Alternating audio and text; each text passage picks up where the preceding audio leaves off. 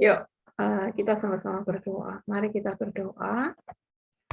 Bapak, kami bersyukur kalau pagi ini sekali lagi kami boleh berkumpul di dalam acara ini. Kiranya seberapa yang hadir di tempat ini, di dalam room ini, kami mau bersama-sama berpengharapan kepada Engkau.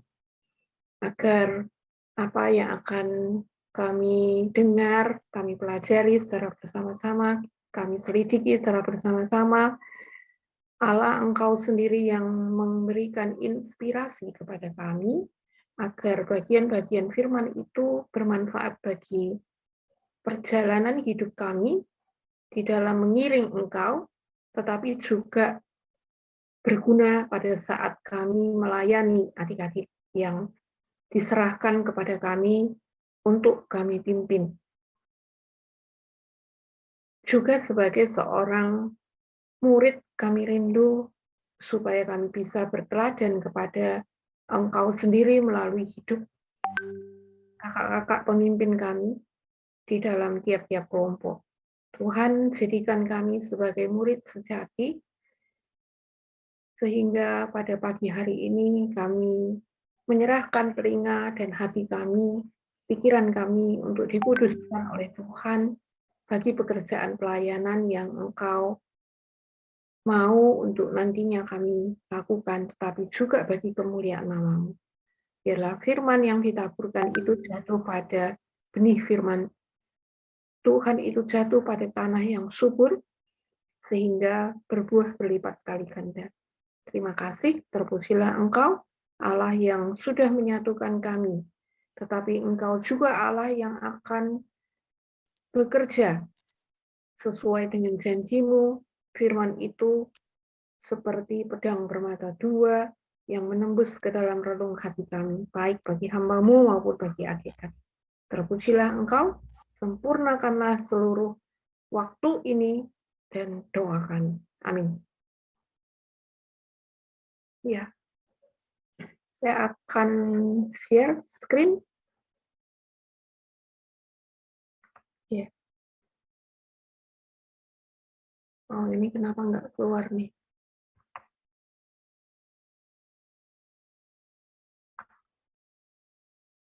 Apakah muncul?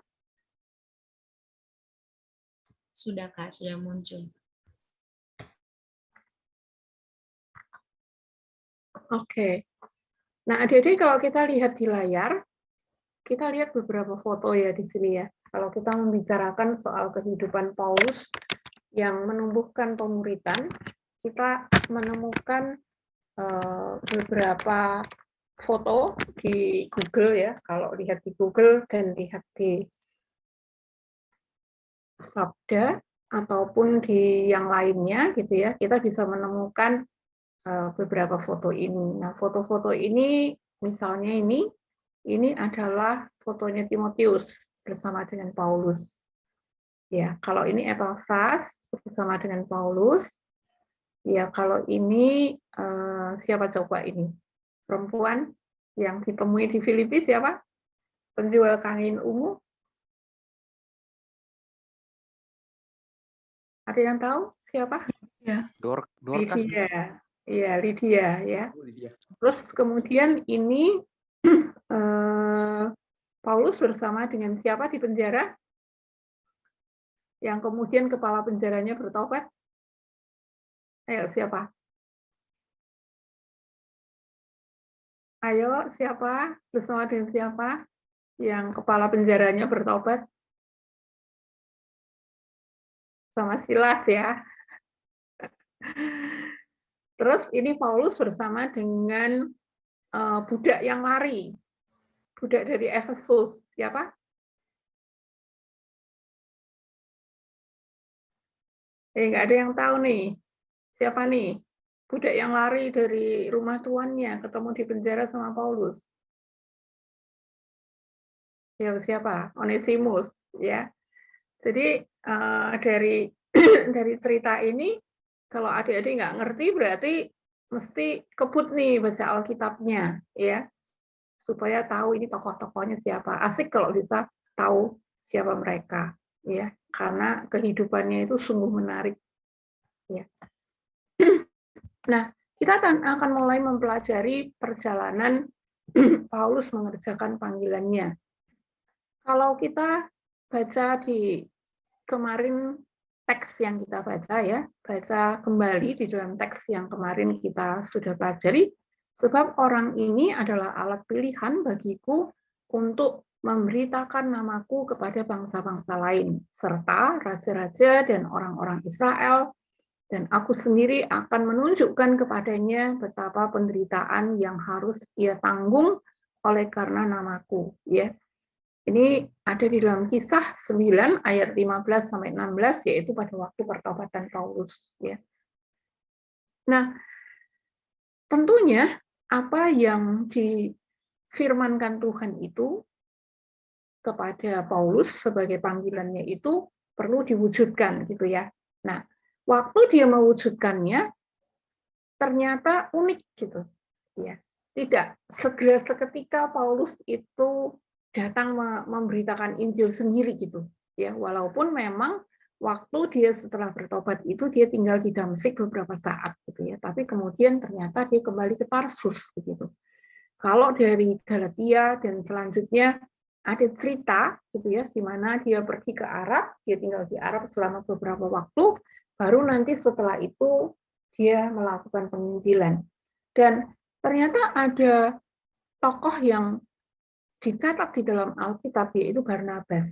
Ya. Jadi misi pelayanan pemberitaan Injil dari kota ke kota itu diawali dengan munculnya tokoh Barnabas.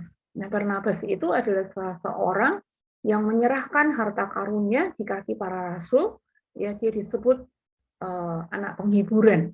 Ya, nah dia ditugaskan oleh para rasul untuk pergi ke Antioquia. Itu ada dicatat dalam kisahnya yang Kisah Para Rasul pasal yang ke-11 ayat 22. Nah, ternyata waktu ketemu dengan orang-orang yang melarikan diri dari Yerusalem sampai ke Antioquia, orang-orang gitu ya. Terus kemudian juga orang-orang Yunani, jadi orang-orang non-Yahudi yang ada di Antioquia. Nah, Barnabas ini makin kuat di dalam memberitakan firman. Jadi banyak orang itu bertobat. Banyak orang bertobat.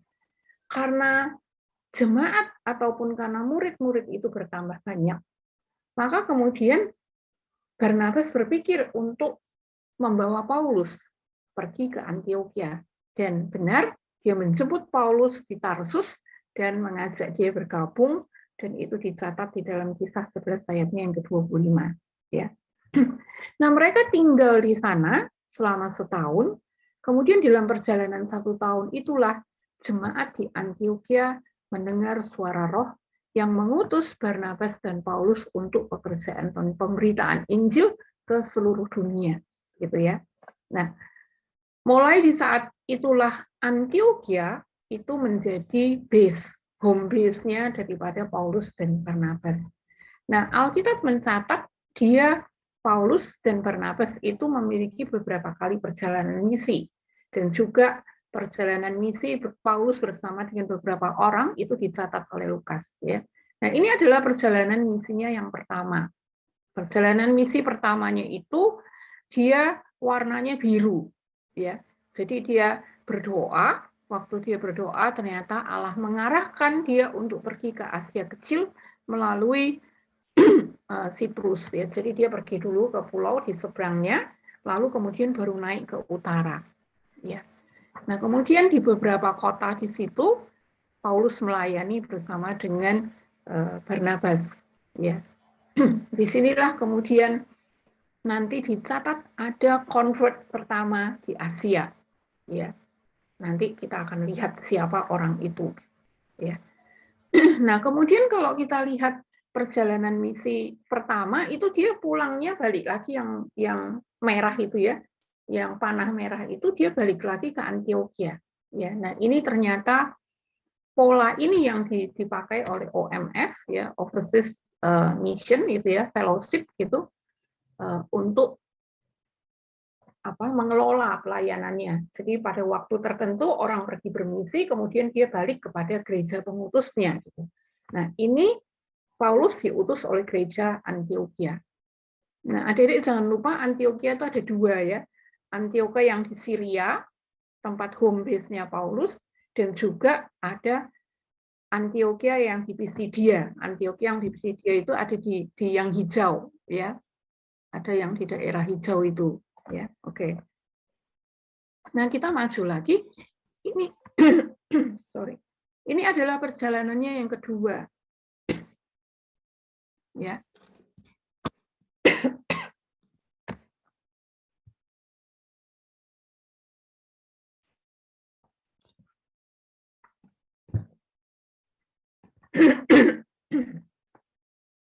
Ya, ini perjalanannya yang kedua. Kita lihat nomor-nomor itu menjadi nomor urut daripada perjalanannya. Ya. Dia kembali dari Antioquia, pergi ke daerah-daerah Asia Kecil. Tetapi kemudian kita lihat di sana, ya, dia sampai ke Tesalonika, bahkan dia sampai ke Athena, ya. Terus dia ke Korintus. Jadi inilah daerah Makedonia dan daerah Akaya, ya. Itu di dalam perjalanannya yang kedua. Nah, di dalam perjalanannya yang kedua itulah dia bertemu dengan Timotius di Derbe dan Listra, ya, itu di daerah Asia. Ya, jadi ternyata dari daerah Asia itu sangat fruitful, sangat berbuah, ya. Jadi ada orang-orang yang ditemukan di sana dan orang-orang yang dijumpai oleh Paulus itu kemudian mengikuti perjalanan misinya atau bekerja bersama-sama dengan dia, ya. Kemudian ini adalah perjalanannya yang ketiga. Ya, kita melihat perjalanannya yang ketiga. Setelah dia balik ke Antioquia lagi, dia pindah lagi ya ke beberapa kota. Ya. Asia itu yang paling sering dia kunjungi, ya. Kemudian Paulus itu polanya jemaat yang ada di satu lokasi itu akan berulang dijumpai. Ya, bahkan dia cukup lama tinggal di Efesus, di Korintus itu cukup lama, dan base-nya. Ya, nah, pola pelayanan Paulus inilah yang akan nantinya kita lihat. Nah, perjalanan terakhir ini adalah perjalanan dia ke Roma, ya, di mana apa yang dikatakan oleh Allah, ya, apa yang ditugaskan oleh Allah kepada dia itu sungguh terjadi, bahwa ia memberitakan nama Kristus kepada bangsa-bangsa. Nah, kenapa dikatakan kepada bangsa-bangsa begitu dia sampai Roma? Karena pada saat itu Roma merupakan pemerintahan yang menguasai seluruh bangsa. Dia pemerintahan yang membawai banyak daerah, ya, yang kekuasaannya begitu luas. Sehingga disitulah berakhir hidup Paulus, ya, di penjara di Roma seperti yang dituliskan di dalam 2 Timotius. Ya. Nah, inilah akhir daripada perjalanan Paulus di dalam pemberitaan Injil, dan benar Injil bisa diberitakan kepada kaisar, ya, di dalam cara pembelaannya, di dalam sidang, tetapi tetap dia mendapatkan hukuman mati. Ya, nah, sejarah gereja mencatat itu dia dipenggal kepalanya. Ya, oke. Nah, kita mau melihat dasar daripada pemuritan yang dilakukan oleh Paulus. Walaupun benar Paulus itu menginjili komunitas, ya, tetapi kita lihat bahwa di tiap-tiap daerah Paulus itu memiliki orang-orang kunci. Ya. Dia bukan hanya bicara kepada jemaat, memimpin jemaat, sehingga banyak sekali surat-suratnya, misalnya kepada jemaat di Efesus, kepada jemaat di Kolose, kepada jemaat di Filipi, begitu ya. Itu dia menuliskan surat kepada jemaat di Korintus, kepada jemaat di Roma, begitu. Dan kita melihat bahwa surat-surat Paulus itu adalah paling banyak di dalam Perjanjian Baru. Ya. Nah, ini kita melihat salah satu. Kita akan baca. Dia mencatat di dalam Kisah 13 yang dicatat oleh Lukas, ya, ini dia mengatakan, tetapi dengan berani Paulus dan Barnabas berkata, ya, memang kepada kamulah firman Allah harus diberitakan lebih dahulu. Tetapi kamu menolaknya dan menganggap dirimu tidak layak untuk beroleh hidup yang kekal. Karena itu kami berpaling kepada bangsa-bangsa lain. Sebab inilah yang diperintahkan kepada kami. Aku telah menentukan engkau menjadi terang bagi bangsa-bangsa, ya, yang tidak mengenal Allah, supaya engkau membawa keselamatan sampai ke ujung bumi. Jadi ini adalah panggilan yang disampaikan Allah kepada Paulus. Nah, pada waktu dia ketemu dengan orang-orang Yahudi yang menolak gitu, pemberitaan siapa Kristus gitu ya, lalu dia menyatakan demikian, bahwa karena mereka menolak pemberitaan Injil yang disampaikan oleh Paulus, maka Injil itulah diberitakan kepada bangsa-bangsa. Nah, mendengar hal itu, orang-orang yang sedang bersama-sama dengan Paulus, ya, sedang bersama-sama dengan orang-orang yang sebagian menolak itu, mereka bersuka cita untuk hal itu. Ya. Nah, ini terjadi di Pisidia. Nah, ternyata apa yang menjadi pegangan Paulus di dalam pelayanannya, yang dia pegang erat perintah itu juga ada di dalam perkataan Yesus. Ya, sebelum dia terangkat ke surga, di dalam Kisah pasal 1 ayat yang ke-8b, Yesus mengatakan, dan kamu akan menjadi saksiku di Yerusalem dan di seluruh Yudea dan Samaria dan sampai ke ujung bumi. Nah, kita tahu ini didahului dengan perkataan Yesus yang kita sebut sebagai amanat agung.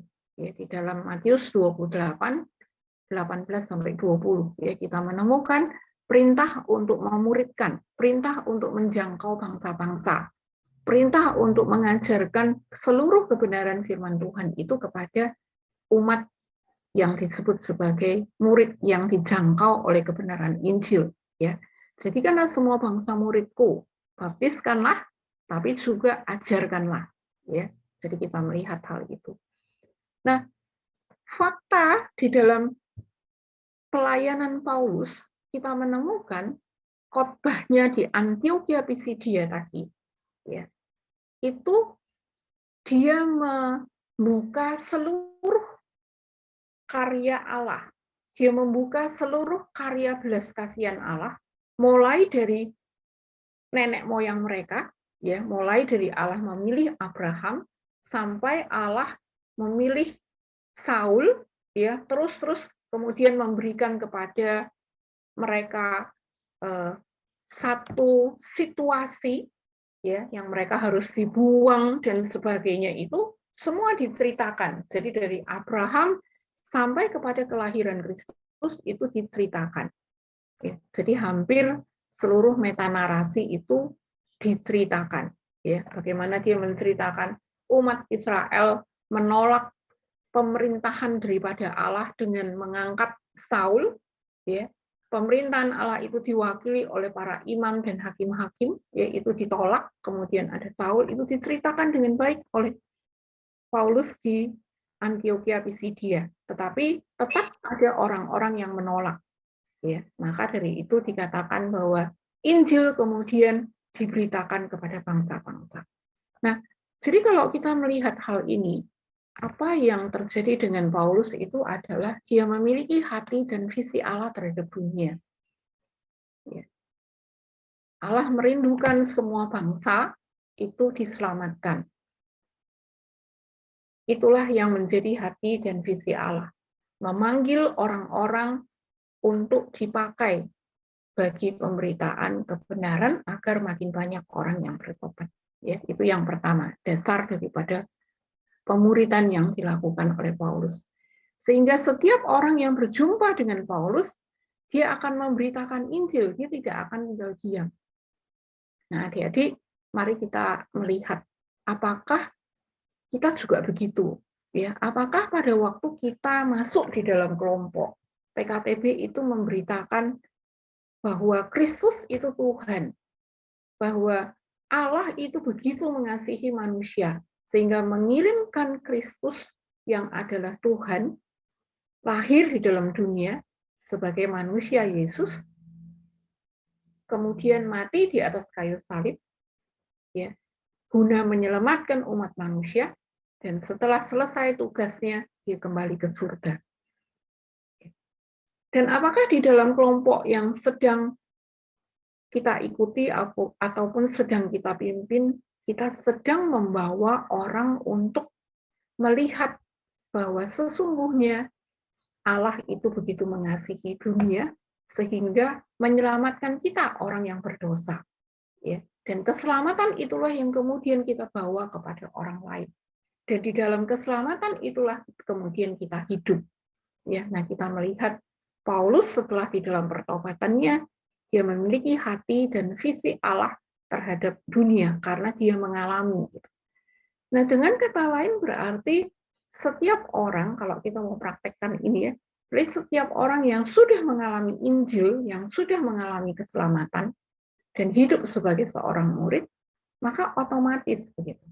Ya, otomatis dia akan menjalankan Matius 28. Ya, kalau kemarin ditanya nggak siap nggak siap gitu. Ya, tetapi dikatakan kita mesti siap menyampaikan Injil itu, baik atau tidak baik waktunya. Jadi bukan tidak siap gitu ya, siap tapi baik atau tidak baik waktunya. Ya, jadi setiap saat, walau kita baru bangun tidur, kita harus siap memberitakan Injil. Ya. Nah, ini yang dimiliki oleh Paulus, prinsip yang pertama. Oke, nah kita mau melihat prinsip yang kedua dari kehidupan Paulus, dasar-dasarnya. Ya, kita lihat dari Galatia 2 ayatnya yang 20. Ya, tetapi bukan lagi aku sendiri yang hidup, melainkan Kristus yang hidup di dalam aku. Lalu di dalam Filipi 1 ayatnya yang ke-22a dia mengatakan, tetapi jika aku harus hidup di dunia ini, itu berarti bagiku bekerja memberi buah. Ya, jadi kalau diizinkan oleh Allah hidup yang dia jalani itu dia sadari bahwa Kristus ada di dalam dirinya. Dan hidup yang dia jalani bersama dengan Kristus, yaitu Roh Allah tinggal di dalam dirinya, ya, maka akan dipakai untuk menghasilkan buah. Nah, buahnya itu apa? Ya, kalau Paulus menuliskan di dalam Galatia 5 ayat yang ke-22, dia menceritakan tentang buah roh, yaitu kasih, sukacita, damai sejahtera, kesabaran, kemurahan, kebaikan, kesetiaan, kelemah lembutan, penguasaan diri, dan seterusnya. Itu merupakan sebuah karakter, ya, karakter daripada murid, karakter daripada orang percaya.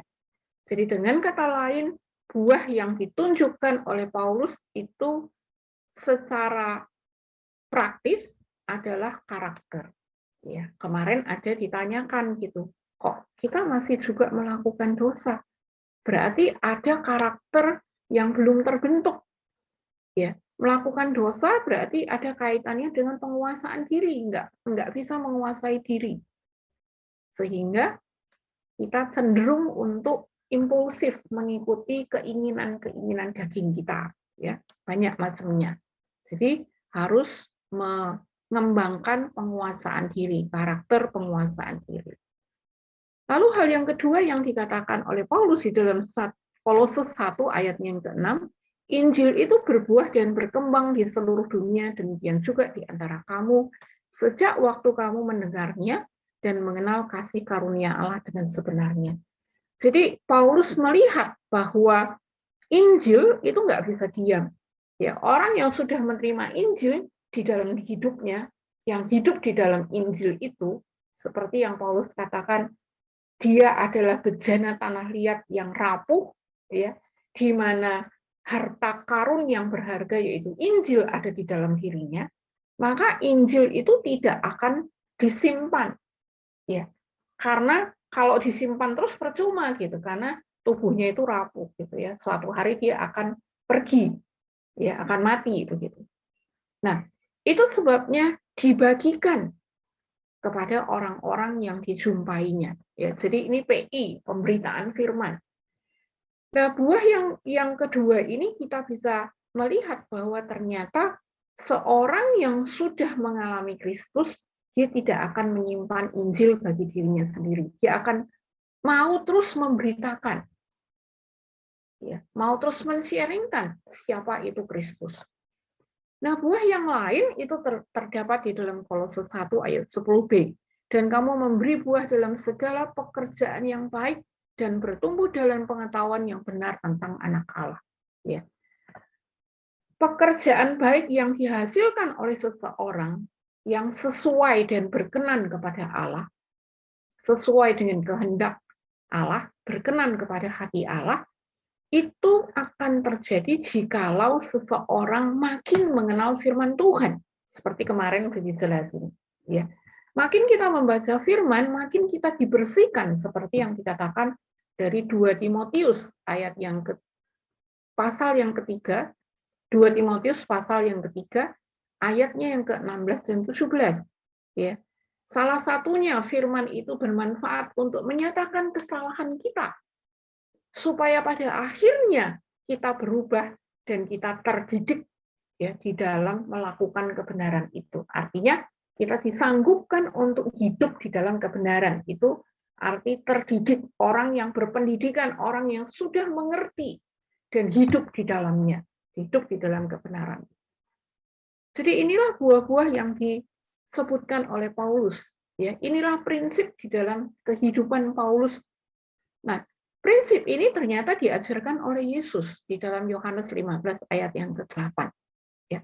Dalam hal inilah Bapakku dipermuliakan, yaitu jika kamu berbuah banyak, dan dengan demikian kamu adalah murid-muridku.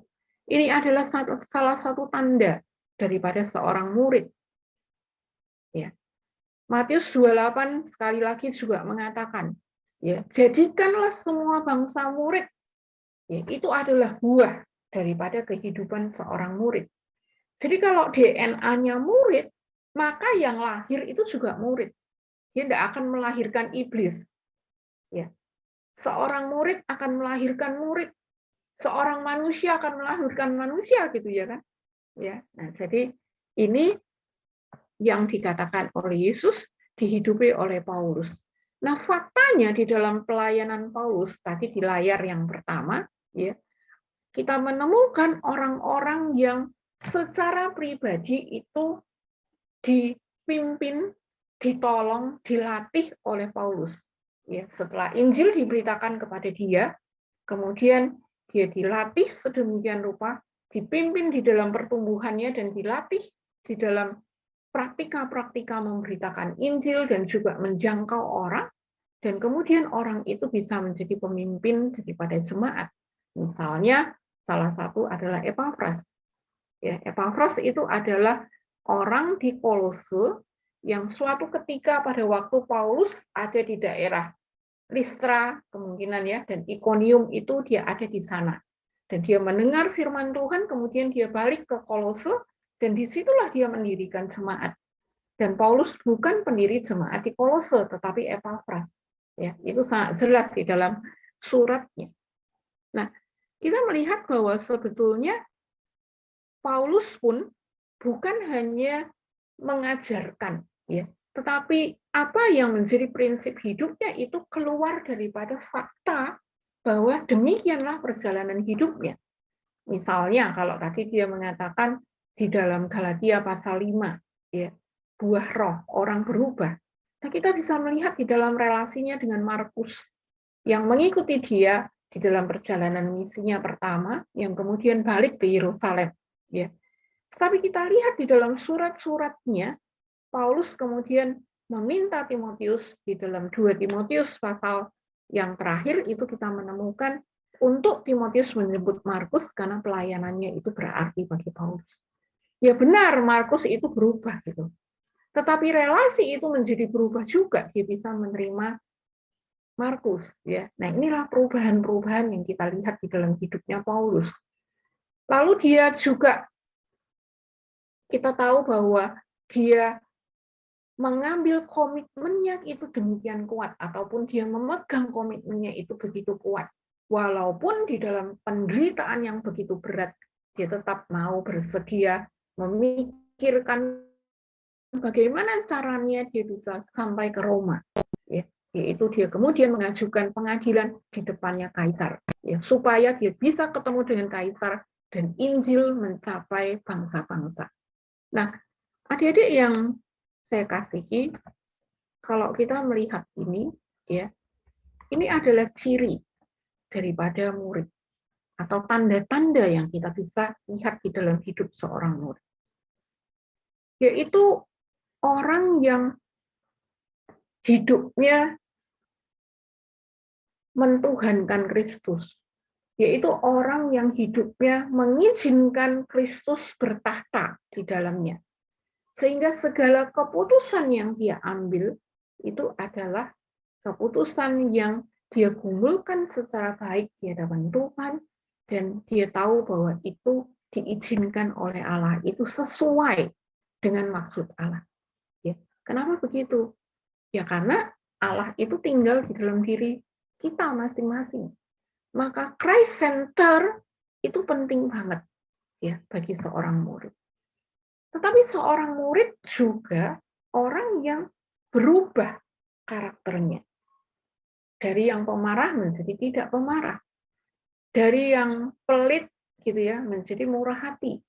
Kalau kita lihat di dalam Roma pasal 12, 1 Korintus pasalnya yang ke-12, Efesus pasal yang ke-4, di situ banyak sekali karunia-karunia yang diperlihatkan, yang disediakan bagi orang percaya. Nah, apakah di dalam kehidupan kekristenan kita punya setiap waktu itu kita punya flowchart gitu ya, punya daftar. Tahun ini aku mau berubah apa? Ya. Kita punya cat hidup seorang murid. Rencana hidup seorang murid itu seperti apa? Tahun ini aku mau belajar untuk lemah lembut. Tahun ini aku mau belajar berbelas kasihan. Aku minta supaya Tuhan memberikan anugerah kepadaku untuk berbelas kasihan. Tahun ini aku mau belajar apa gitu, ya. Nah, itu karakter yang terus dikembangkan. Atau hidup kekristenan kita ya udah mengalir aja. Bahkan kalau kita KTB, kita nggak tahu harus menerapkan firman Tuhan seperti apa. Ya, sehingga kita tidak bisa melihat perkembangan kita itu seperti apa. Pernah nggak minta sama Tuhan di dalam doa? Ya. Bapak, aku merindukan supaya aku ini menjadi orang yang berbelas kasihan. Ya. Tuhan, aku rindu supaya aku menjadi orang yang murah hati. Ya. Dan itu aku perjuangkan sehingga karakter itu muncul di dalam hidup. Ya. Jangan lupa bahwa itu adalah tanggung jawab seorang murid. Ya, dia mau berubah tadi, menanggalkan manusia lama yang kemarin kita sudah bicarakan dan mengenakan manusia baru. Ya. Nah, kita juga bisa melihat atau mengkoreksi atau mengevaluasi, ya. Coba lihat hidup kita sebagai seorang murid. Apakah di dalam kemuridan kita itu kita menghasilkan buah, yaitu orang-orang yang kita injili? Ada enggak kita punya Timotius, anak rohani kita yang bisa kita klaim nantinya di hadapan Tuhan bahwa inilah mahkota hidupku. Ya, seperti Paulus katakan, jemaat di Tesalonika itu adalah mahkota hidupnya Paulus. Waktu dia nanti ketemu dengan Allah, dia bisa berkata bahwa ini loh pelayananku. Atau setelah sekian lama kita meng-KTB sekian banyak orang, tapi kita nggak bisa mengklaim karena itu semua bukan hasil jerih lelah kita. Ada nggak sih orang yang murni itu mulai kita bawa bertobat, ya, mulai kita bawa bertobat itu kita injili orang itu bertobat, kemudian kita bina dan kemudian kita utus. Ya, kalau kita lihat Paulus kepada Timotius, menarik sekali. Ya. Nah, biarlah apa yang dikatakan di dalam Yohanes pasal yang ke-15 ayat yang ke-8 itu berbuah di dalam hidup kita. Apakah keluarga kita itu melihat kita berubah? Ya. dulunya malas banget kalau bangun jam 9 ya, atau jam 8 atau jam 12 karena semalaman ngegame gitu ya. Ternyata setelah dia bertobat dan menjadi murid itu, dia bangun pagi, mengerjakan pekerjaan rumah, membantu orang tua di rumah. Kuliahnya diberesin, ya, mendapatkan nilai yang baik. Kemudian juga bertanggung jawab, enggak bolosan. Ya, mengerjakan tugas bukan mencontoh tugasnya orang lain, tapi berjuang. Sungguh mengerti di dalam dunia pendidikan apa yang diajarkan, bertanggung jawab. Ya. Di dalam masalah kehidupan yang lain, masalah keuangan misalnya, bertanggung jawab. Bukan pinjam sana, pinjam sini, nilep sana, nilep sini, uang persekutuan ditilep. Ya, sebagai bendahara untung, dipakai dulu uangnya, nanti ku ganti, ternyata nggak bisa ganti. Ya, main judi. Ya. Nah, apakah hidup kita itu berubah? Meninggalkan manusia lama dan mengenakan manusia baru. Pacaran, ya kudus. Nggak seperti pacaran orang dunia. Ya, berteman kudus, bukan teman tapi mesra. Ya, pacaran nggak mesra-mesraan, tetapi kudus dan menantikan nanti kemesraan itu ada di masa pernikahan. Menjaga diri kudus dan menjaga pacar itu kudus. Apakah demikian? Atau justru memanfaatkan pacarnya untuk pelampiasan hawa nafsu? Ya, menantang pacarnya, apakah engkau mengasihi aku? Kalau mengasihi, serahkan dirimu, tidur bareng. Apakah demikian? Mari adik-adik, karena kita sudah menerima Kristus, maka buah daripada pertobatan itu muncul jelas dilihat oleh orang lain, bahwa hidup kita memuliakan Tuhan, tetapi juga dinikmati oleh diri kita dan kita puas kepada pertumbuhan demi pertumbuhan yang kita alami.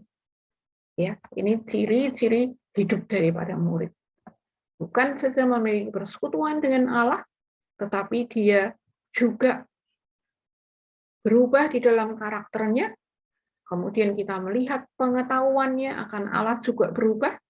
Ya, persekutuannya dengan sesama juga berubah. Semuanya memuliakan Allah. Nah, prinsip yang ketiga yang muncul di dalam pelayanan Paulus itu kita lihat di dalam Efesus 4 ayat 13 sampai 15 yang demikian bunyinya. Sampai kita semua telah mencapai kesatuan iman dan pengetahuan yang benar tentang anak Allah, kedewasaan penuh dan tingkat pertumbuhan yang sesuai dengan kepenuhan Kristus, sehingga kita bukan lagi anak-anak yang diombang-ambingkan oleh rupa-rupa angin pengajaran, oleh permainan palsu manusia dalam kelicikan mereka yang menyesatkan.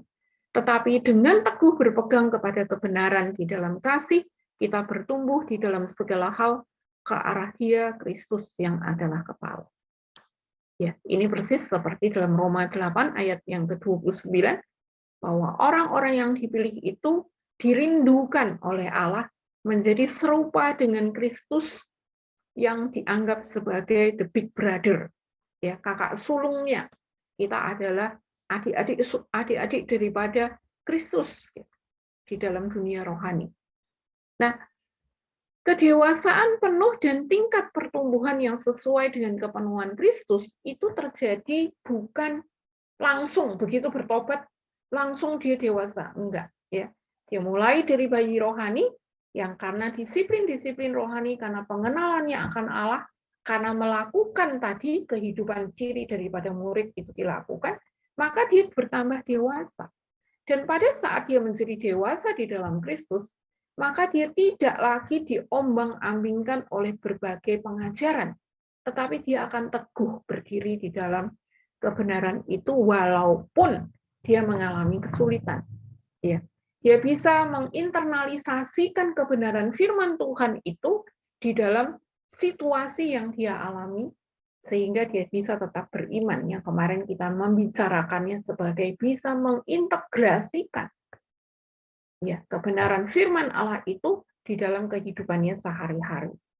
Nah, adik-adik, kalau kita lihat pertumbuhannya ke arah Kristus itu adalah pertumbuhan yang gradual, ya, yang terus-menerus dan continuous. Jadi tidak berhenti. Jadi kalau ditanya apakah ada orang Kristen sejati itu stagnan hidupnya? Harusnya tidak. Dia harus berubah dari waktu ke waktu terus. Tiap-tiap hari ada bagian-bagian hidupnya yang dikuduskan oleh Allah. Karena dia tiap-tiap hari membaca kebenaran firman Tuhan, dan Allah menunjukkan kepada dia hal-hal yang harus dirubah. Dan disitulah dia kemudian menerapkan yang benar, bagian itu dikuduskan, dan begitu terus. Ya. Jadi yang kemarin saya katakan, evil-nya itu less, dosanya itu berkurang, ketebalannya, bukan tidak berdosa ya, tetapi kadarnya itu makin lama makin menipis, walaupun itu tetap dikatakan dosa. Ya. Tapi itu terus menipis sampai akhirnya itu hilang. Ya. Nah, itulah yang sebetulnya yang dikatakan orang dewasa. Nah, sekali lagi hal itu tidak akan bisa terjadi kalau kita tidak purposefully melakukannya, secara sengaja bertujuan untuk menyelesaikan dosa-dosa kita. Ya. Itu yang akan membuat seseorang menjadi dewasa. Nah, apakah yang menjadi prinsip daripada hidup dan pelayanan Paulus itu yang dikatakan kepada jemaat di Efesus, ya, itu dinyatakan oleh Yesus? Ternyata iya. Ya. Di akhir daripada khotbah di bukit, mulai dari Matius pasalnya yang ke-5 sampai yang ke-7, di akhir khotbah yang pertama di dalam kitab Matius ada 5 khotbahnya, ya, khotbah Yesus. Nah, ini khotbahnya yang pertama, dia memberikan ilustrasi orang yang bijaksana yang mendirikan rumah di atas batu. Nah, orang yang tidak bijaksana itu mendirikan rumah di atas pasir. Begitu ada hujan lebat, ya, air itu menghancurkan rumah tersebut. Nah, ini menunjukkan bahwa Yesus menghendaki pengikutnya untuk berdiri di dalam atau berdiri di atas kebenaran firman Tuhan yang kokoh. Berdiri di atas keyakinan-keyakinan yang kokoh. Nah, bagaimana keyakinan itu kita bangun? Ya, yaitu dengan firman Tuhan. Saya memberikan contoh, ya. Kalau kita tidak punya keyakinan pemeliharaan Allah, ya, kita biasanya di dasar itu mengajarkan 5 keyakinan, keyakinan keselamatan, keyakinan jawaban doa, keyakinan menang, gitu ya, keyakinan pengampunan dari Allah, keyakinan pemeliharaan Allah, ya, menang atas dosa, ya. Nah, kalau 5 keyakinan itu nggak dibangun, saya kasih contoh misalnya, keyakinan akan pemeliharaan Allah, maka hidup kita itu kalau nggak cukup gitu ya, kita kerjaannya mengeluh atau mengutang, ya. Bahkan kadang nggak bisa bayar utangnya, lari gitu ya, dari satu warung makan ke warung makan yang lain. Tetapi kalau orang yakin akan pemeliharaan Allah, dia akan menantikan Allah itu memelihara dia, seperti Allah memelihara Elia. Ya, kalau saya berani bicara begini karena saya mengalami. Waktu saya kuliah di Filipina, nggak ada uang, nggak bisa makan. Ya, saya berdoa, gimana ini Tuhan? Ngutang? Enggak. Ya. Tapi Allah mengirimkan burung gagak itu, memberikan makanan. Nah, apakah sekarang sebagai staf ini ya, kalau lagi sibuk gini ya, sibuk banget gitu, kadang nggak sempat masak gitu ya. Saya cuma bilang, "Duh Tuhan, kok pengen makan ini ya, tapi nggak sempat ini. Beli pun nggak sempat," gitu ya. Itu biasanya sebentar, nggak lama itu ada orang yang kirim gitu. Saya nggak bicara dengan siapa-siapa. Ya. Kadang bilang pengen roti gitu ya, tuh pengen roti kok nggak ada yang lewat begitu ya. Kadang kalau nggak makan nasi, saya makan roti gitu, karena nggak sempat lagi gitu. Kalau roti cepat gitu ya, bisa dimakan sambil ngerjakan tugas gitu. Nah, keyakinan pemeliharaan Allah itu akan membuat kita bersikap di dalam hidup kita sesuai dengan keyakinan itu. Jadi kalau di dalam kelompok kecil, waktu kita mengajarkan kebenaran firman Tuhan, temukanlah keyakinan-keyakinan yang harus dimiliki oleh adik kelompokan kita, oleh anggota kelompok KTB kita. Ya. Dan keyakinan itu sudah kita hidupi, kita ajarkan, dan kita ceritakan kepada adik-adik. Jadi pemeliharaan Tuhan itu dimanapun, di dalam situasi apapun, itu berlaku bagi kita. Dan itu bukan hanya menjadi pengalaman hidup daripada bapak-bapak gereja. Tidak, sampai hari ini saya mengalami. Nah, mari kita mengalami, mari kita membuktikan. Kalau seluruh kebenaran firman Tuhan di dalam Alkitab itu yang dialami ya oleh orang-orang beriman yang dituliskan di dalam Alkitab itu tidak kita alami, itu kita rugi besar. Ya, kita rugi besar. Bagaimana Allah memimpin Paulus, bagaimana Allah memimpin Petrus, bagaimana Allah memimpin Yusuf, bagaimana Allah memimpin Daniel, Sadrak, Mesak, dan Abednego. Ya. Bagaimana Allah memimpin Rut, itu banyak banget cerita-cerita di dalamnya itu yang membuat kita takjub. Tetapi percuma saja kalau kita hanya takjub. Ya. Jadi mintalah kepada Allah untuk kita mengalami apa yang dialami oleh orang-orang yang diceritakan di dalam Alkitab.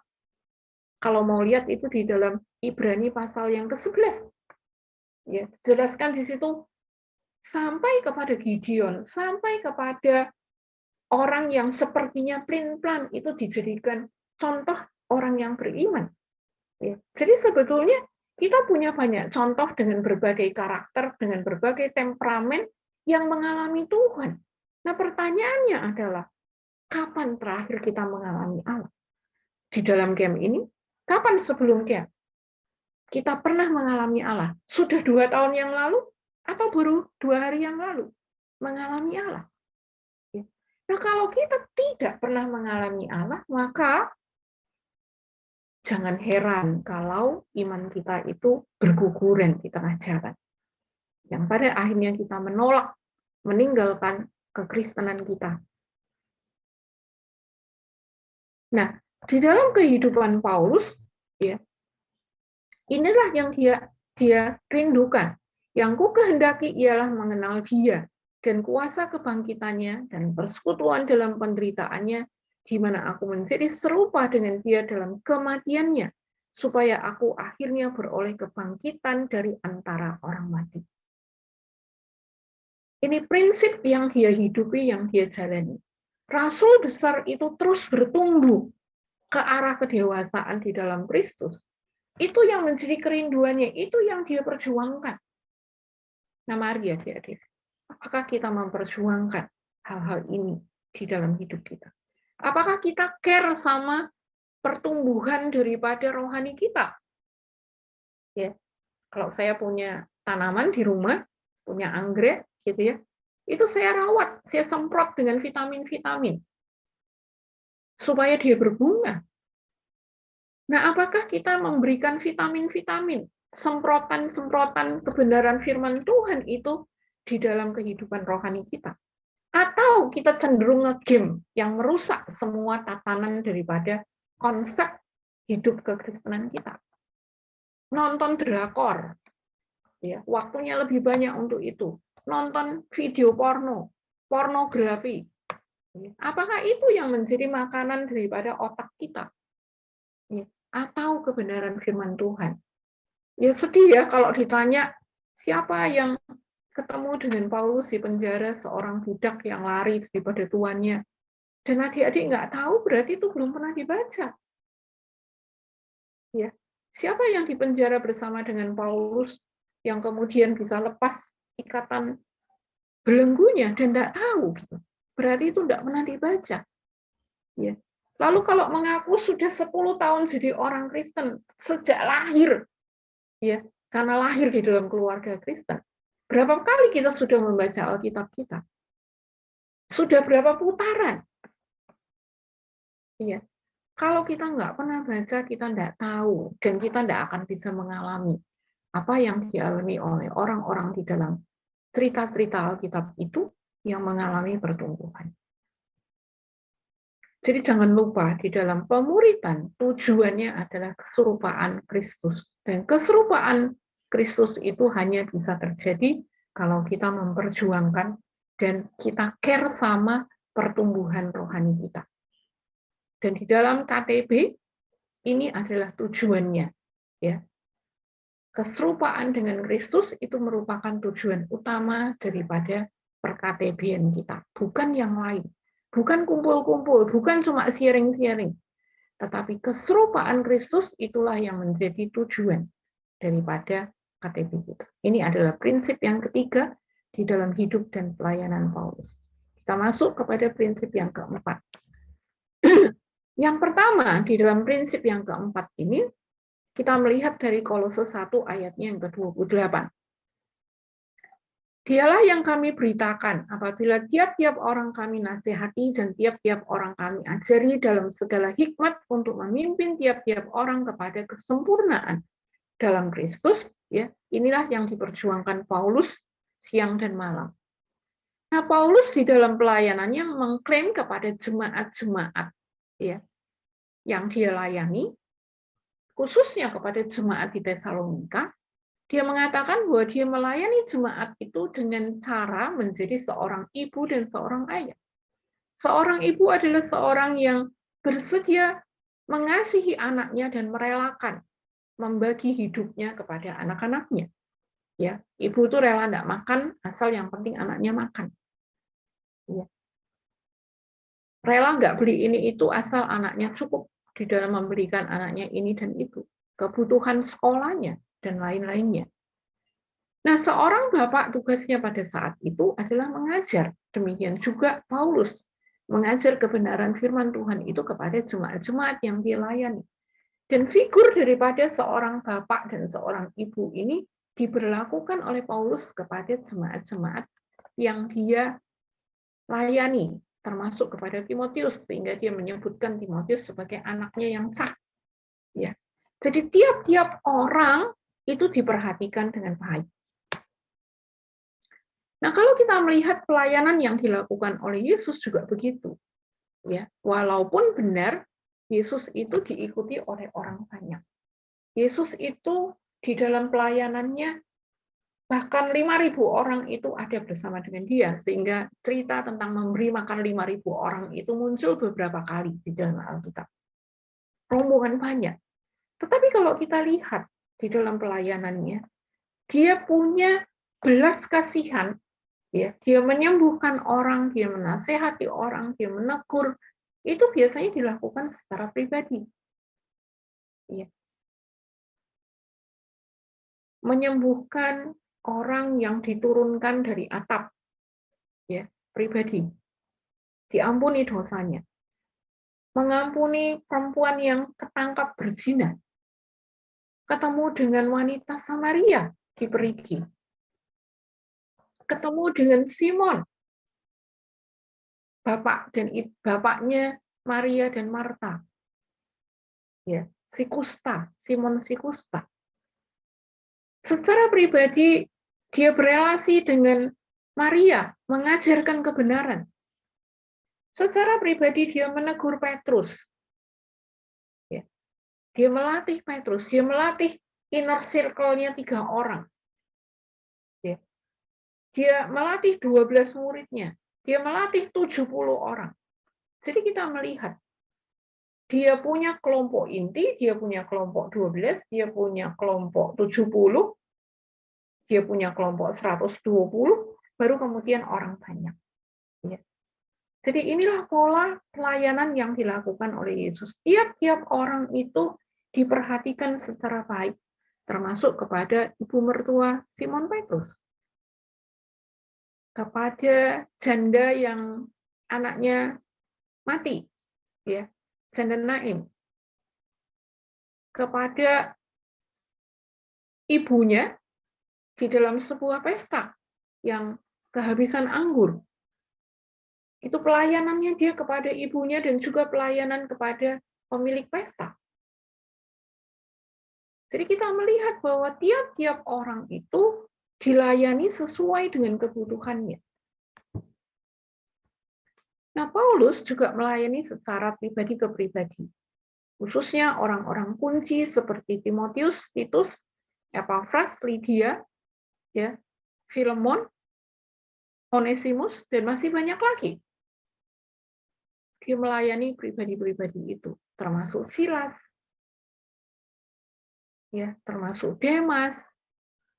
Kita menemukan banyak orang yang secara pribadi itu disebut oleh Paulus karena dia kenal dengan tepat orang-orang itu dan hidup bersama dengan orang-orang itu.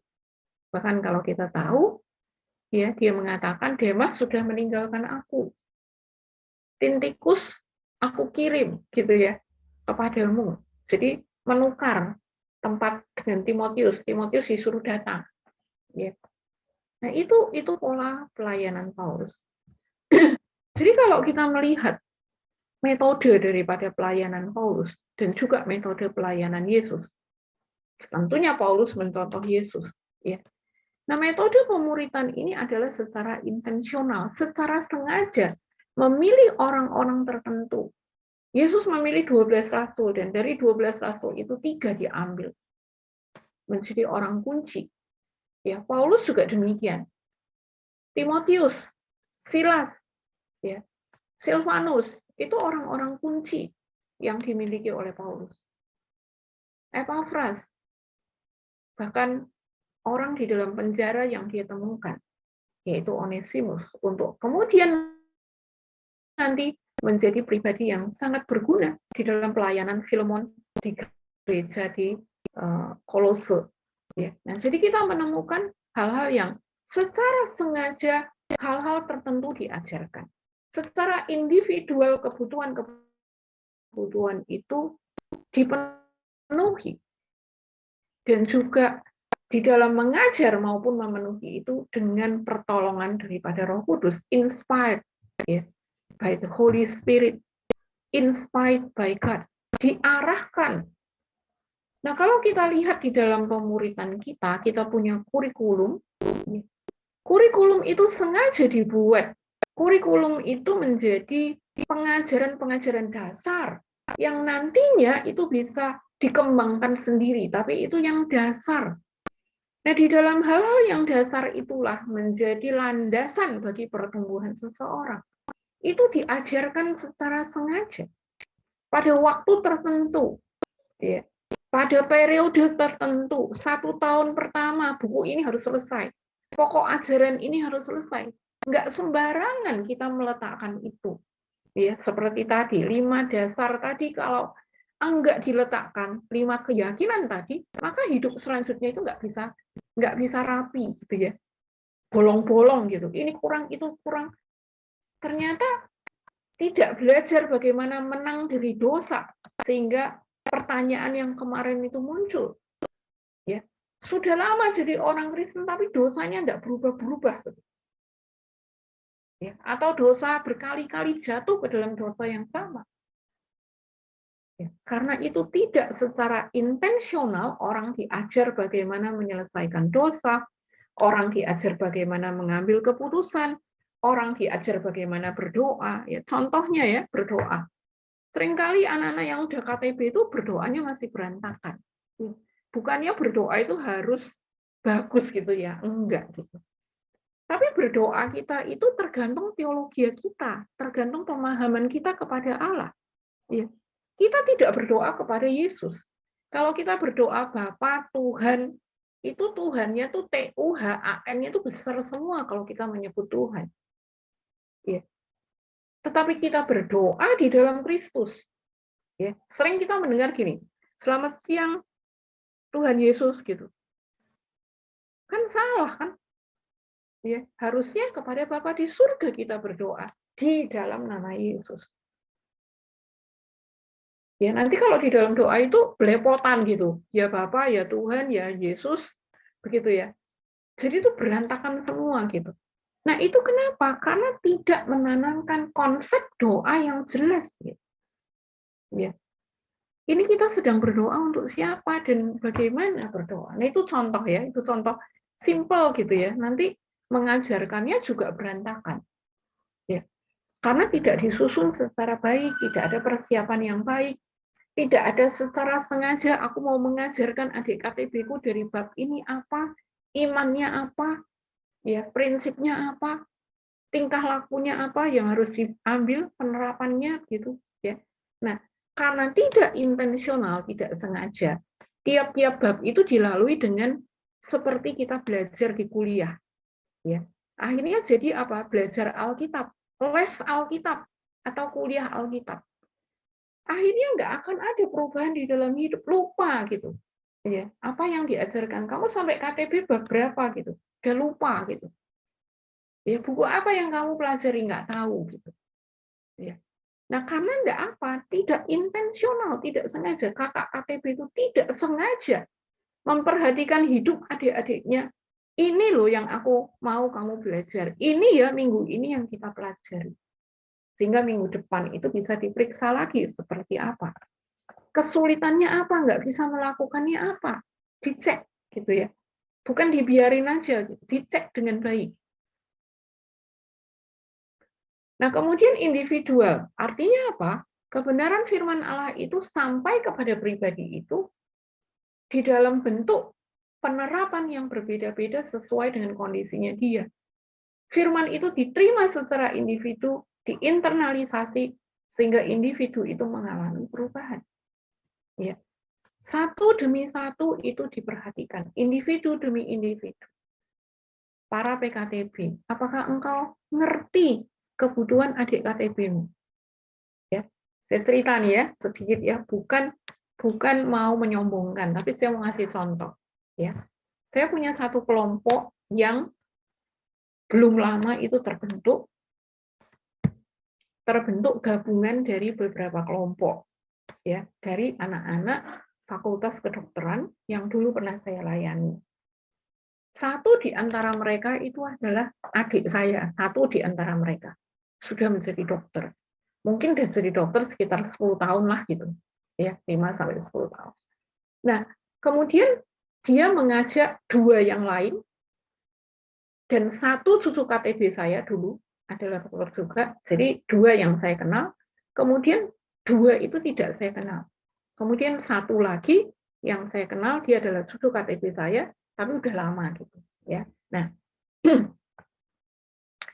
dari 5 orang ini, satu lagi 6, ya, satu itu teman dekatnya yang saya kenal, jadi ngegrup gengnya itu. Nah, kepada 2 orang yang saya nggak kenal gitu ya, tidak kenal sama sekali, cuma tahu by nama gitu ya, karena terasosiasi dengan orang lain, cuma kenal by nama, dia bergabung gitu. Nah, minggu yang lalu kami KTB pada hari Minggu, jadi minggu kemarin gitu, Minggu kemarin itu saya hanya bisa KTP 1 jam karena saya ada pelayanan gitu. Jadi saya KTP jam 5 sampai jam 6, kemudian jam 6 saya pelayanan. Jadi saya minta mereka meneruskan KTP-nya. Nah, selesai dari KTP itu saya ngechat dari salah satu yang saya tidak begitu kenal itu, Dr. X ya. Nah, saya tanya begini, apa kabar kamu hari ini gitu. Iya. Tadi nggak sempat kita cerita gitu. Tapi sepertinya ya, saya merasa bahwa kamu nggak seperti biasa begitu. Adik ini saya kenal berarti hampir beberapa bulan ya, kita mulainya itu nggak awal tahun lah ya, mungkin kayak bulan Februari begitulah ya tahun ini. Nah, apakah ada yang kamu sedang pikirkan gitu? Ya, kalau mau cerita silakan. Tadi kan nggak sempat tahu gitu ceritamu, kalau ada kamu sharingkan di dalam kelompok. Nah, terus dia bilang gini, baik-baik kok Kak. Gitu. Ya, jadi saya kenal dia secara virtual ya, karena kami belum pernah bertemu muka, dan dia tidak di Semarang, dia di Jakarta. Dia tugas di Jakarta. Lalu waktu di Semarang, dia kuliah di FK Undip, saya juga tidak kenal. Nah, kemudian dia bilang, baik-baik aja kok Kak. Gitu. Oh iya, saya bilang gitu, syukurlah kalau baik-baik aja. Ada nggak yang kamu sedang pikirin? Dia bilang begitu. Terus dia bilang, ya beberapa hari yang lalu sih Kak mikir sesuatu gitu. Ya, tapi sekarang udah nggak stres kok, dia bilang gitu. Oh ya syukurlah kalau ada kemajuan gitu. Terus dia ngeteks lagi. Iya karena calon mama mertua, ya, jadi mama pacarnya itu sakit COVID. Tetapi mamanya juga punya sakit ginjal. Ya, yang tidak diketahui karena salah makan obat. Ya, jadi sakit yang menahun dengan obat yang sama, bukan penyakitnya yang disembuhkan, tapi muncul penyakit baru. Ya, jadi kenalah ginjal, dan ginjalnya itu sudah sampai tahap dia harus cuci darah gitu. Nah, mamanya nggak tahu gitu, karena tidak pergi ke dokter, hanya ke perawat, karena di kampung, ya di kampung. Nah, akhirnya dia cerita, itu 2 hari yang lalu kok, Kak. Nah, hari ini pacarku udah ku minta untuk pulang. Dari Jakarta disuruh pulang ke kampungnya di Sumatera. Ya, nah aku udah nggak stres seperti kemarin. Gitu. Terus dia tanya, kelihatan toh Kak di mukaku, dia bilang begitu. Ya, terus saya bilang, iya sih, saya bilang begitu ya, kelihatan gitu, kayak kamu memikirkan sesuatu, kayak pikiranmu di sana gitu. Terus dia kemudian bilang, terima kasih ya Kak untuk perhatiannya, Kakak bisa ngerti itu. Ya. Nah, adik-adik, kalau seseorang disentuh di bagian-bagian kebutuhannya saat itu, pada waktu kita PA, apalagi disentuh dengan kebenaran firman Tuhan, gitu ya. Kalau ini kan tadi cuma ngomong-ngomong, ya. Tapi kalau ketemu di dalam kelompok, pas saling membahas firman itu, maka dia disentuh oleh kebenaran firman Tuhan. Ya. Nah, itulah yang menyebabkan seseorang tidak akan meninggalkan kelompoknya. Itulah yang menyebabkan seseorang rindu untuk terus ber-KTB. Karena secara individual, kebutuhannya itu disapa oleh kebenaran firman Tuhan. Jadi, textbook kita Alkitab, ya, yang usianya lebih daripada 2000 tahun itu menyentuh hidup pribadi-pribadi tersebut. Apa enggak spektakuler gitu ya? Mana mungkin orang yang hidupnya disentuh oleh kebenaran firman Tuhan, itu dia akan pergi meninggalkan firman. Tidak akan. Ya. Dan kalau kelompok itu menjadi tempat di mana dia menerima makanan itu, maka dia tidak akan meninggalkan kelompok. Jadi yakinlah, saya udah KTP sejak kalian belum lahir gitu ya, sejak tahun 79. Jadi saya tahu siapa-siapa yang meninggalkan kelompok dan kenapa meninggalkan kelompok, alasannya apa gitu ya di dalam kelompok saya, itu enggak genap. Jari-jari tangan dan jari kaki saya enggak genap. Ya. Sejak tahun 79 saya melayani di dalam kelompok kecil sampai hari ini. Hari ini saya punya 9 kelompok. Ya. Jadi menurut saya tergantung gitu. Ya, apakah seorang PKTB itu bisa membuat adik-adiknya itu terkesima, berbinar-binar matanya terhadap firman Tuhan, berkobar-kobar hatinya kepada firman Tuhan. Karena kakak KTB-nya pun seperti itu terhadap firman Tuhan. Ya. Dan di dalam dia mengajarkannya, itu dipimpin oleh Roh Kudus. Di dalam dia menjelaskan kebenaran firman itu sampai firman itu menjadi makanan yang dibutuhkan oleh adik KTB-nya. Kenapa? Karena dipimpin oleh Roh. Ya. Jadi ini penting. Kebergantungan seorang PKTB terhadap kebenaran, terhadap Roh Kudus di dalam menjelaskan firman Tuhan. Bukan ambil buku yang lama gitu ya. Ntar catatannya yang apa? Terus diomongin. Itu berarti dia tidak mengalami. Bukan mengambil buku yang lama, kemudian jawabanku dulu waktu 2 tahun yang lalu, itu yang kujawabkan kepada adik-adikku sekarang. Bukan begitu. Tetapi dia betul kembali memeriksa, kembali mempelajari firman itu. Dan kembali berpikir, firman itu sekian lama itu bekerja dalam hidupku seperti apa. Nah, itulah yang diceritakan. Itu yang disebut otentik. Ya. Kebenaran yang otentik yang kita hidupi, yang diinspirasi oleh Roh Kudus, itulah yang diberitakan kepada adik-adik. Yang di-sharingkan kepada adik-adik itu. Nah, saya yakin orang akan terbelalak matanya membaca firman. Orang akan haus kepada firman itu. Karena firman itu melegakan kehidupan, persoalan-persoalan pribadi. Ini prinsip yang keempat A. Yang keempat B, dalam 1 Korintus 11 ayat yang pertama. Paulus mengatakan, jadilah pengikutku sama seperti aku juga menjadi pengikut Kristus. Nah, konsep hidup yang menjadi teladan itu dimiliki oleh Paulus. Sehingga Paulus itu tidak segan meminta kepada jemaat yang dia layani untuk hidup sama seperti dia hidup. Ya. Bukan saja kepada jemaat di Korintus, tetapi kepada jemaat di Filipi dia juga mengatakan, saudara-saudara, ikutilah teladanku dan perhatikanlah mereka yang hidup sama seperti kami yang menjadi teladanmu. Jadi di zamannya Paulus itu bukan hanya Paulus yang mengikuti teladan daripada Kristus, tetapi orang-orang percaya, orang Kristen itu hidup seperti Kristus. Sehingga dia bisa mengatakan, perhatikanlah mereka yang hidup sama seperti kami yang menjadi teladanmu. Ya. Nah, pertanyaannya gampang. Apakah hidup kita jadi teladan buat adik-adik? Apakah hidup kita itu menjadi teladan di keluarga? Apakah keluargamu itu pernah mengatakan kepada kamu, terima kasih, kamu baik banget sama aku. Gitu ya. Terima kasih karena kamu perhatian banget sama aku. Gitu. Ya. Kakak saya, ya, koko saya, itu biasa mengatakan begitu. Dia manggil saya Pi. Ya. Terima kasih ya, Pi. Kamu baik banget. Ya. Jadi ada orang-orang di sekitar kita itu yang memang merasakan kebaikan kita. Sehingga mengatakan terima kasih dan menyebutkan kebaikan-kebaikan kita itu. Dosen kita, profesor kita, rekan kerja kita, teamwork kita, adik KTB kita. Ya.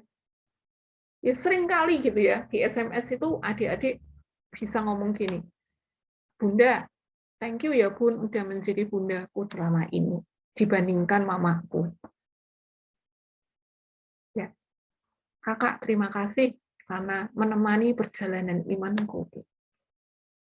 Jadi, itu menjadi satu konfirmasi bahwa apa yang kita ajarkan kepada orang-orang yang Tuhan serahkan kepada kita itu sungguh melihat hidup kita dan berteladan. Ya, hidup kita itu benar, dicocokin sama Alkitab itu benar, sama, sehingga orang mau hidup seperti kita hidup. Seperti Paulus mengatakan, jadilah pengikutku sama seperti aku juga menjadi pengikut Kristus. Jadi orang-orang yang kita layani bukan mendewakan kita, tetapi belajar dari kita bagaimana mengikuti hidup sebagai seorang murid Kristus. Dia melihat cara kita hidup sebagai seorang murid, dan dia contoh itu. Ya, contoh doanya, contoh menghafalkan ayatnya, contoh kerajinannya, contoh yang lain-lain. Ya, bukan contoh yang jelek. Yang jelek pun seringkali gitu ya, nggak usah disuruh itu dicontoh. Ya, tiba-tiba muncul sendiri begitu. Ya. Nah, kita lihat apa yang Yesus katakan. Yesus meminta orang-orang yang dipilihnya untuk mengikut dia. Ya, sangat jelas. Ini kemuritan yang dijelaskan sangat jelas di dalam Lukas 14. Barang siapa tidak memikul salibnya dan mengikut aku, ia tidak dapat menjadi muridku. Nggak bisa. Kita nggak bisa menjadi murid Kristus kalau kita tidak mengikuti cara hidup daripada Kristus. Ya. Bahkan di Yohanes 1, Yohanes 2 ayatnya yang 6, itu sangat jelas. Di dalam bahasa aslinya dia mengatakan mengikuti jalannya Yesus. Nah, bagaimana Yesus berjalan, itulah kita berjalan.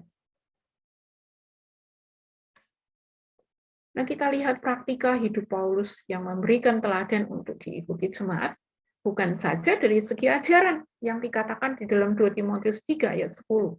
Ya, bahwa Timotius sudah mengikuti ajaranku. Tetapi ternyata kepada jemaat-jemaat lain, seperti jemaat di Tesalonika, ya, dia ngajarin loh, ayo jemaat Tesalonika rajinlah bekerja seperti aku, rajin bekerja. Aku tidak mau merepotkanmu, aku nggak mau menyusahkanmu, supaya aku bisa menjadi teladan di dalam hidup ini bahwa hidup harus bekerja. Ya. Lalu kepada jemaat yang lain, dia memberikan teladan yang lain. Jadi teladan hidup itu bukan hanya dalam segi memimpin kelompok saja, tetapi dalam seluruh aspek hidup kita, kita terbuka supaya adik kita itu bisa melihat, anggota KTB kita bisa melihat. Kalau kamu punya pemimpin KTB yang kamu tidak tahu hidupnya, kamu tidak bisa berteladan. Ya, nggak bisa. Bagaimana mengatur uang, bagaimana dulu pacaran, dan bagaimana pernikahannya, misalnya kalau bersama alumni PKTB-mu, ya.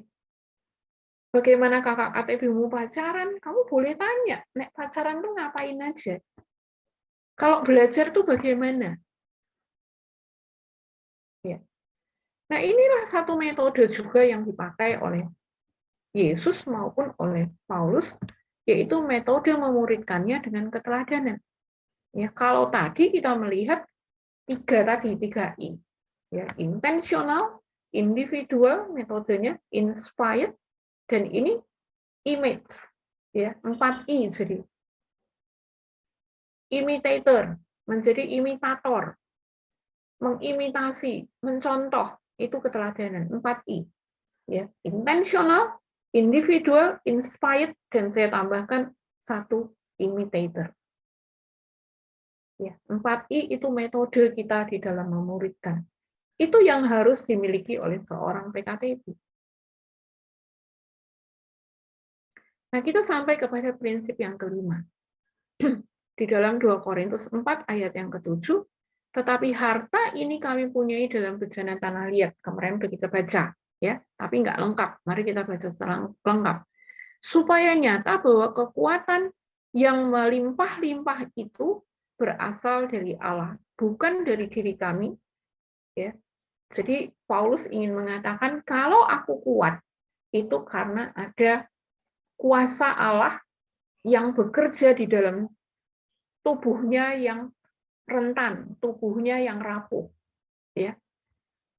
Kenapa kekuatan Allah itu bekerja? Karena di sana ada harta karun tadi.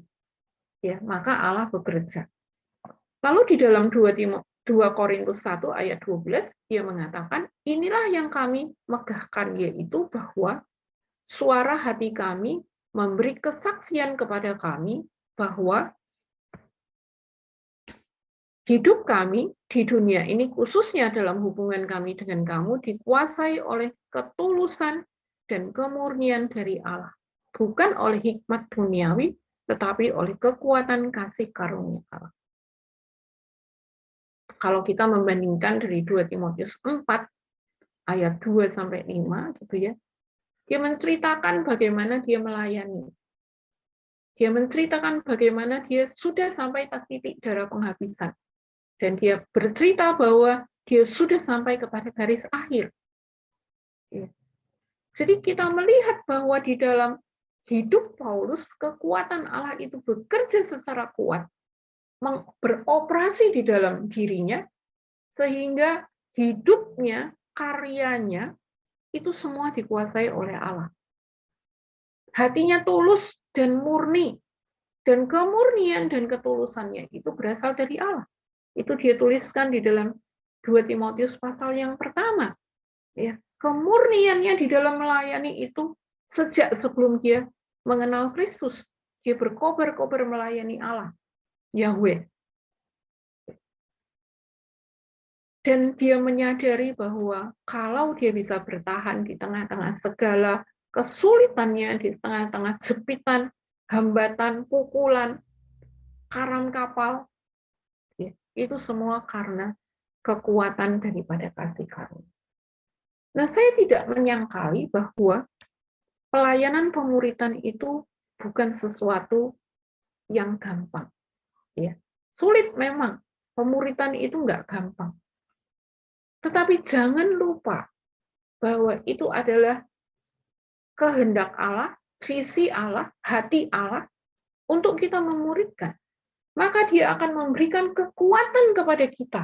Ya, bahkan di dalam amanat agung itu jelas, aku akan menyertai engkau sepanjang zaman. Ya. Kekuatan yang diberikan itu adalah kuasa yang dari langit dan yang di bumi, yang diserahkan kepada Yesus itu. Kuasa yang sudah membangkitkan Kristus dari antara orang mati. Itulah kuasanya, seperti dinamit. Ya. Yang begitu kuat, yang bisa mengubahkan hati manusia yang keras.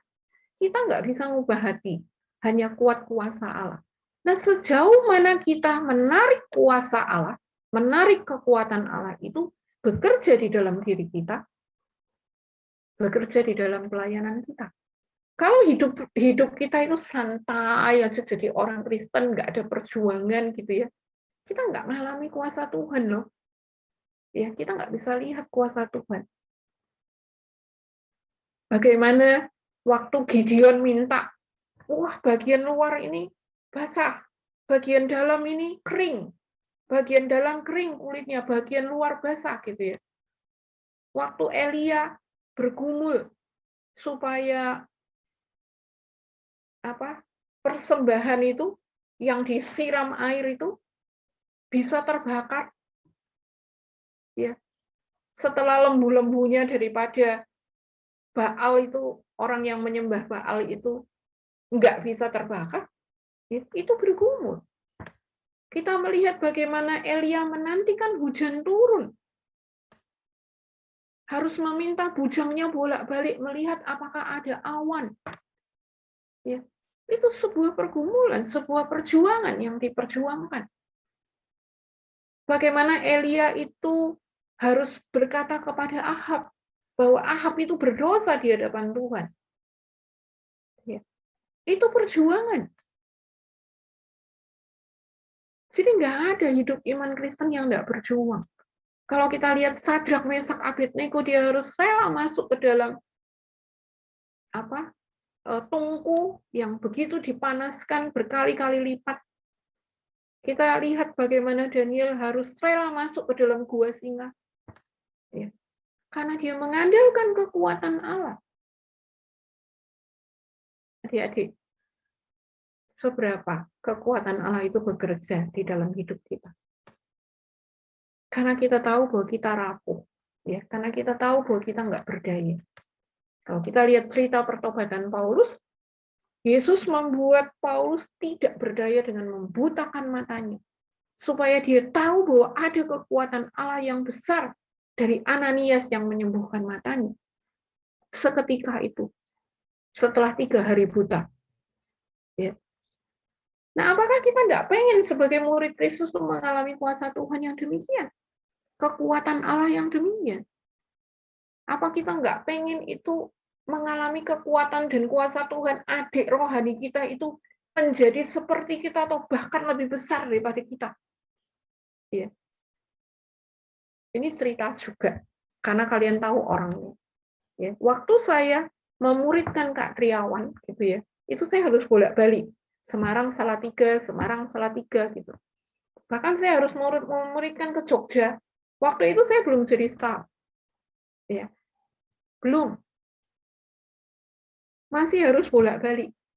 Semarang, Jogja, Semarang, Salatiga. Gitu. Pelayanannya diawali begitu. Pulang kerja itu pergi ke mana? Salatiga, karena dekat, ya, sejam. Gitu. Dan nggak mudah. Di dalam perjalanan ke Salatiga pernah terjatuh, didorong dari bus, gitu ya. Tergeletak di jalan. Saya ada banyak pengalaman-pengalaman di mana saya melihat kekuatan Allah itu bekerja. Nggak dilindes di belakangnya, dari belakang. Didorong dari pintu bus begitu. Oleh keneknya gitu ya. Jatuh tergeletak di jalan.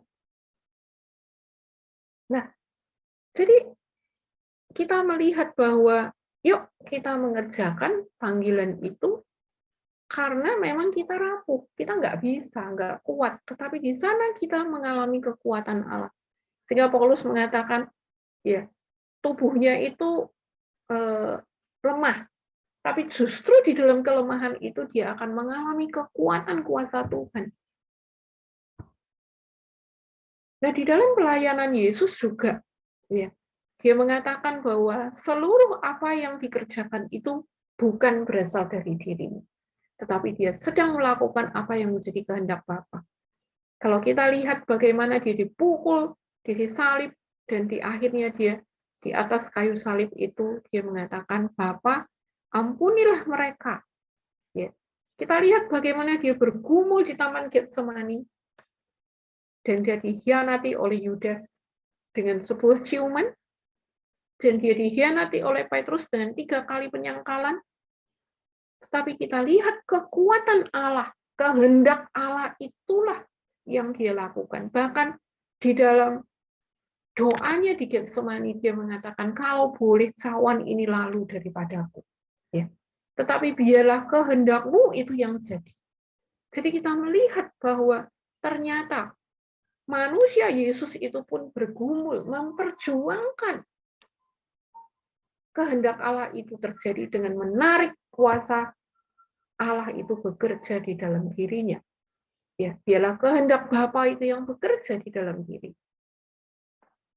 Nah, Paulus mengalami sakit, ya tadi saya udah ceritakan, dia mengalami aniaya, dia dipukul bersesi-sesi, 40 kurang 1, jadi 39 kali dia dipukul dalam satu sesi.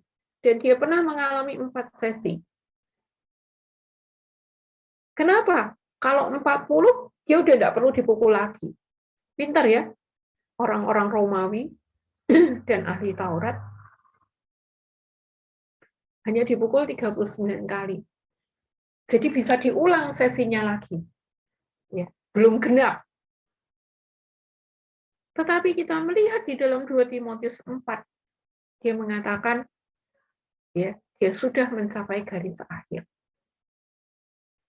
Dan dia siap menerima mahkota itu. Dan kita melihat di dalam dia melakukan itu semua, dia punya kerelaan, dia bersuka cita melakukannya, dia dengan begitu komitmennya dia melakukannya. Dia tidak mundur ya, di dalam melakukannya. Karam kapal. Bahkan dia katakan kedinginan, tidak makan. Semua itu dia alami. Tapi kita menemukan hidupnya yang begitu luar biasa. Karena ada komitmen, ada kesetiaan, ada kerelaan berkorban hingga akhir hidupnya. Nah, inilah contoh ya. Kalau tadi mencontoh kalau tadi mencontoh Paulus, ini mencontoh beberapa orang yang disebutkan oleh Paulus. Jadi bukan hanya Paulus saja. Ya.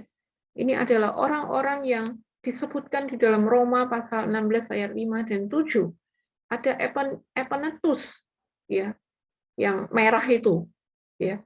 Kemudian ada Andronikus yang di bawah tulisan Roma itu ya. Kemudian ada Silas, ada Silvanus. Itulah teladan hidup daripada orang-orang yang beriman di masa lalu, yang menyebabkan Injil itu akhirnya kita terima. Ya, bahkan dikatakan Epanetus itu adalah the first convert di dalam provinsi Asia. Ya. Nah, sekarang sampai kepada penerapan dan refleksi. Pertanyaannya adalah, bagaimana Anda menjalani kehidupan kemuridanmu sejauh ini? Ya. Itu 12 rasul, 12 murid Yesus. Apakah kita juga menjadi murid? Apakah kita bisa dimasukkan ke dalam kelompok itu yang disebut murid? Seperti Paulus. Ya. Apa yang sebetulnya menjadi penghalang selama ini dalam kehidupan kita, di dalam kemuridan kita tadi? Lalu bagian-bagian mana dalam hidup kita yang saat ini kedapatan yang perlu diperbaiki? Karena tidak sesuai dengan apa yang kita bicarakan. Ya. Langkah-langkah praktis apa yang akan menjadi komitmen kita untuk memperbaiki kemuridan kita?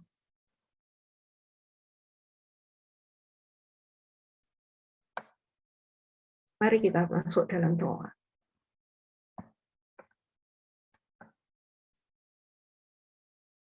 Bapa, kami bersyukur bahwa